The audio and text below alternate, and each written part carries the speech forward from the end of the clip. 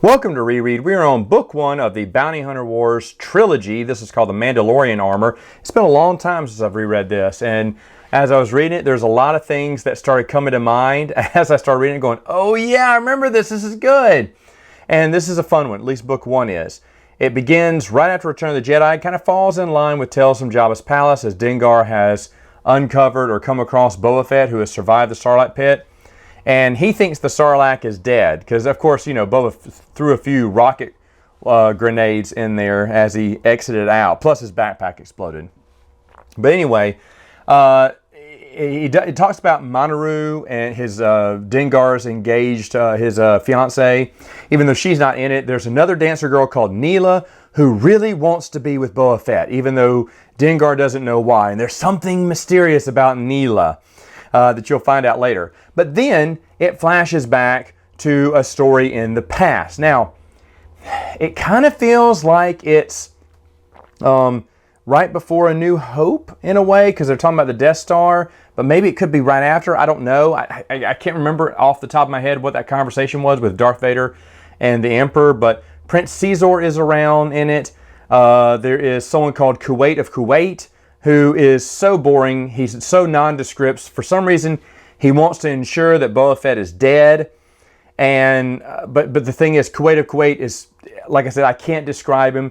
It is probably the worst part about this because you really don't have no interest in him. Kudar Mumbat, the spider with all his little spiders. He's the accountant. He's the go-between for certain people, and so he pays up for bounties and everything. Boba Fett goes to see him, and this is in the past, by the way. They're showing this past, and he hires Boba Fett. Now he's the go-between guy, and he's the transaction guy. He's the accountant, and Boba Fett's never thought he'd be interested in hiring a bounty hunter. What for? He said, "Well, I want you to join the Bounty Hunters Guild and basically destroy it from within."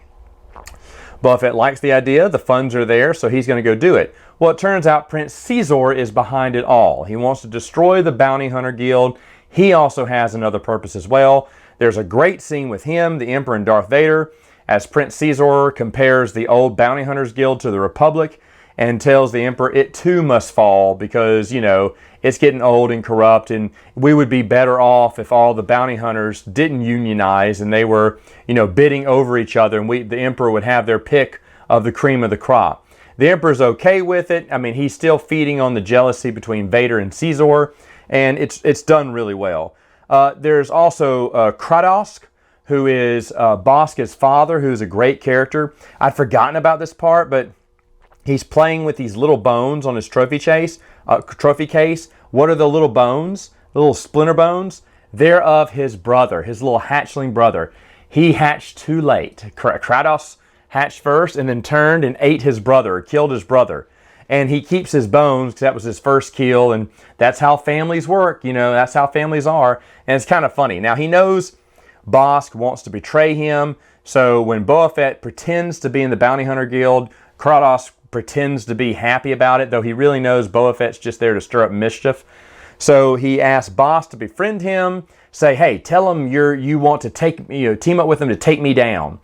And in reality, that's what Bossk wants. But Kratos, and this is all revealed later on, but Kratos knows Bossk is there to betray him. He sends them on a mission. Him, Boba Fett, IG-88, Zuckuss. Unfortunately, Forlom is not in this. Kind of disappointed about that because he was my favorite bounty hunter back in the day. But all your favorites, and D'Herhan, who chronologically, publication-wise, this is the first time you hear about him, but chronologically, he appeared in, I can't think of it right now, but it's the guy with the big laser cannon on his head. And he's done really well here. Obviously, Boba Fett and him have some past history. They've worked together, but everyone else is kind of intimidated by him because he's got a huge laser on his head, which his indicator button glows red when he's about to charge up and shoot it.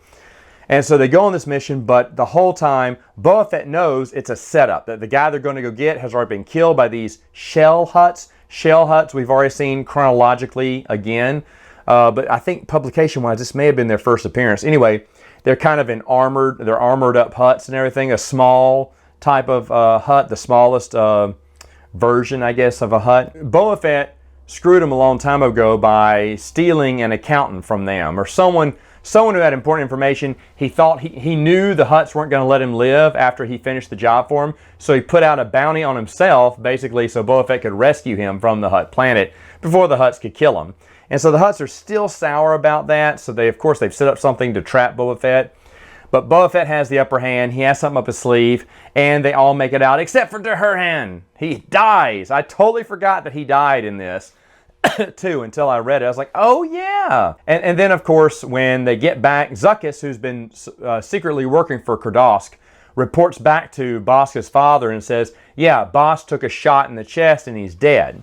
Oh, by the way, anyway, that's for the future. Hold on, I'll talk about the now later on storyline. Just getting the past out of the way first. Anyway, Kurdosk says, okay, he thinks Zuckuss is a fool, but Zuckuss turns out to be lying to him, and Bosk, he didn't lie. Zuckuss said, because Bos turns out to be alive, and Kurdosk goes, you told me he was dead. He said, no, I told you he got shot and went down in the chest. I didn't tell you about him getting back up. And, of course, Bos kills his father and wants to take over the guild. Now, of course, that's the beginning of the end for the guild, right? The now story deals with Dengar sitting around with Neela. They got these two medical droids, which are somewhat funny. I'd forgotten about the medical droids. And they're trying to get Boba Fett healed. Well, they have to leave because someone's ordered a strafing run. We found out that's Kuwait of Kuwait who's doing that. Dengar puts those pieces together pretty quick. But they hide inside the Sarlacc because the Sarlacc's dead. It stinks, too. Or there's these caverns. Like the Sarlacc is everywhere inside of Tatooine. So they hang out in these, I think, caverns or whatnot. Either way, the Sarlacc starts moving. It's alive. Because at first I was thinking, wait a minute. In the Boba Fett tale, the Sarlacc's still alive a year later. So yeah, it's not dead the whole time. It was actually just badly injured, but it comes back to life.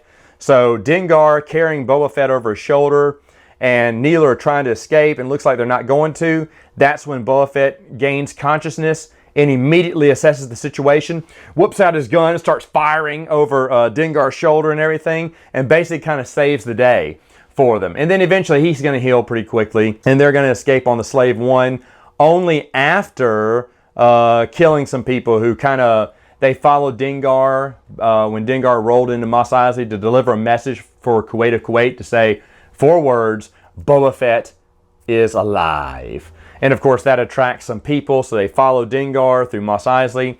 Boba Fett tricks them. The Sarlacc, is actually alive in a certain cave where they're hiding out.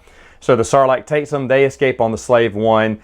And Bossk, who's back, and the Hound's Tooth has uncovered, before Boba Fett called the Slave One, he actually broke into it, found some video footage of Luke Skywalker's family, the Jawa attack, the Empire.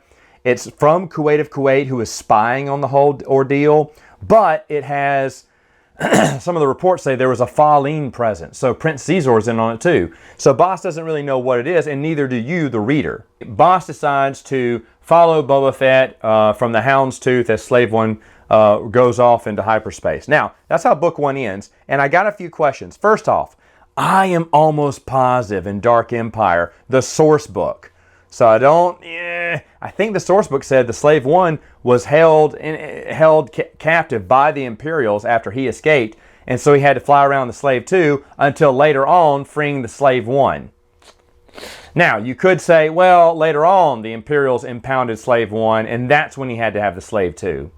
I guess, but this stretching continuity. Another thing that stretches continuity is they totally ignore Bosca's adventure from Tales of the Bounty Hunters.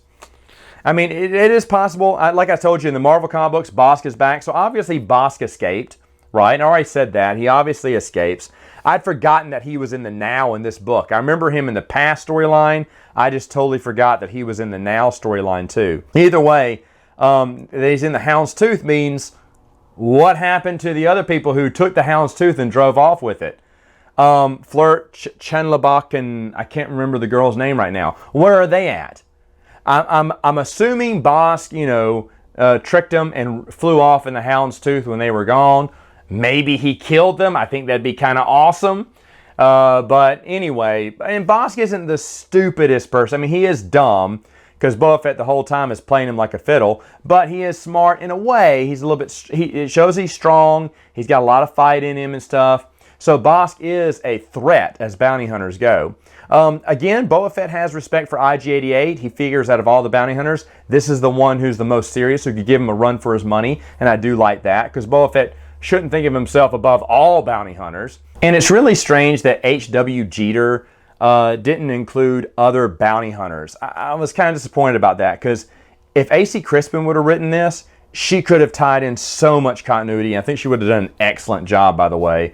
But H.W. Jeter just had his one specific story he wanted to follow. He read Tales of the Jabba's Palace, and I think that was it. I'm not saying he contradicted anything, except for that Dark Empire reference, maybe. I could be wrong. But other than that, it's a pretty good novel for book one. Starting off pretty strong. I'm enjoying it. Can't wait for book two, which I'll review next time.